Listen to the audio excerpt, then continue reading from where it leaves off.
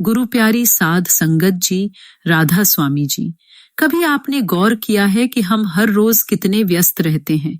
सुबह उठते ही फोन, फिर काम, फिर घर के काम, फिर सोशल मीडिया और फिर थके हारे सो जाना। इस भाग दौड़ में हमने कभी खुद से पूछा, मैं कौन हूं? मेरा असली घर कहाँ है? संत यही सवाल हमारे सामने रखते हैं और जवाब भी देते हैं। स्वामी जी महाराज ने सार बचन में हमें बहुत सरल पर गहरी राह समझाई। घट में बैठ निरख दृग द्वारा, यहां से राह अधर जाई। अर्थात इस घट शरीर में बैठकर अपनी दृष्टि को अंदर आंखों के मध्य केंद्रित करो। यही वह द्वार है जहां से आत्मा का सफर ऊंचे रूहानी मंडलों की ओर शुरू होता है। हम सब जानते हैं कि इस संसार में हमारी इंद्रियां हमेशा बाहर की ओर भागती हैं, देखने, सुनने, चखने, सूंघने और छूने में। लेकिन संत हमें बताते हैं कि जिस खजाने की खोज हम कर रहे हैं वह बाहर नहीं, भीतर है। हुजूर महाराज चरण सिंह जी फरमाते हैं, जब आप आंखें बंद करते हैं तब आप कहीं बाहर नहीं होते, आप यहीं होते हैं आंखों के बीच, बशर्ते कि आपका मन बाहर न भाग रहा हो। यह बशर्ते ही असली परीक्षा है। आंखें बंद करना तो आसान है, पर मन को बंद करना कठिन है। मन विचारों का तूफान है और यही हमें तीसरे तिल पर टिकने नहीं देता। एक भाई साहब की कहानी है। वे दिल्ली में बहुत व्यस्त नौकरी करते थे। हर सुबह ऑफिस की ट्रेन पकड़नी होती, शाम को लौटकर घर के काम, बच्चों का समय, और वे कहते, सत्संग अच्छा है लेकिन मेरे पास टाइम कहाँ है। एक दिन उनकी तबीयत अचानक बिगड़ गई और डॉक्टर ने कहा, अब आपको आराम करना होगा वरना दिल पर असर पड़ेगा। वो भाई साहब घर बैठे और पहली बार खाली समय मिला। शुरू में बेचैनी हुई, लेकिन फिर उन्होंने भजन सिमरन शुरू किया। धीरे धीरे उन्होंने कहा, मुझे एहसास हुआ कि असली बीमारी शरीर की नहीं, मन की थी और उसकी दवा भजन सिमरन है। यही है स्थिरता का महत्व। कभी कभी जीवन हमें मजबूर करता है रुकने के लिए, लेकिन संत हमें कहते हैं, जिंदगी तुम्हें मजबूर करे उससे पहले खुद स्थिर होना सीख लो। आजकल की दुनिया में हमारी चेतना विचारों और भावनाओं के जाल में फंसी रहती है। हम टॉर्च लेकर किसी कोने में रोशनी डालते हैं और उस रोशनी में खो जाते हैं। यह भी भूल जाते हैं कि टॉर्च हमारे हाथ में है।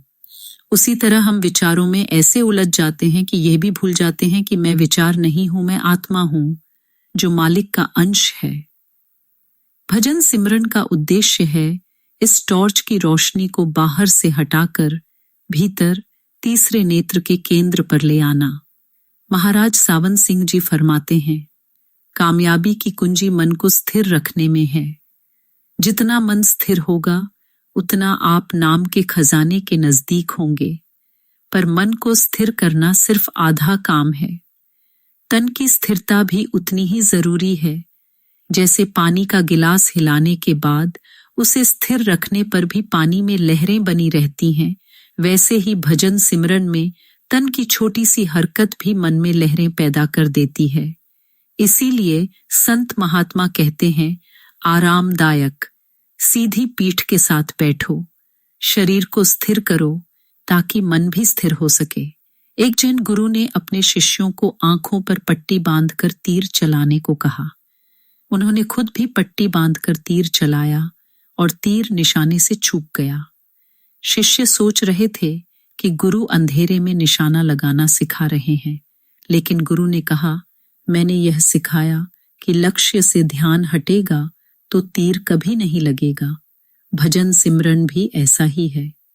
लक्ष्य है तीसरा तिल और मार्गदर्शन है सतगुरु का दिया हुआ नाम। अगर ध्यान भटक गया तो साधना सफल नहीं होगी। हम जन्म से ही गतिशील रहे हैं, मन भी और तन भी। शोरगुल, भीड़ भाड़ और निरंतर क्रियाशीलता में हमें सहजता मिलती है, पर चुपचाप बैठना हमें बेचैन कर देता है।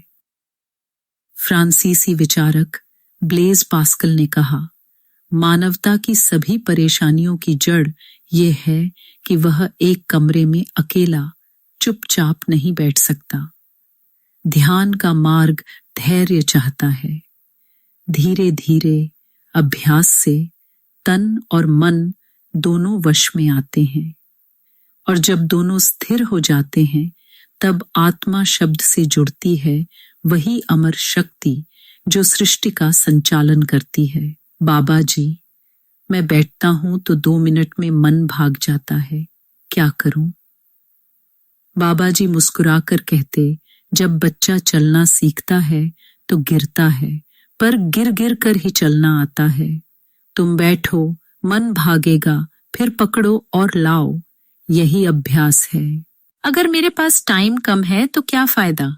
पानी की बूंद भी अगर रोज एक जगह गिरती रहे तो पत्थर में भी निशान बना देती है।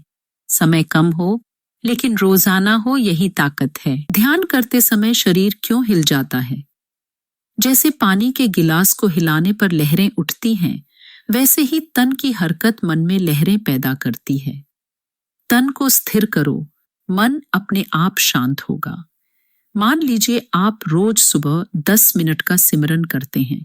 पहले 2 मिनट मन भागेगा, लेकिन अगर तन स्थिर और पीठ सीधी रहे तो धीरे धीरे ध्यान टिकने लगेगा।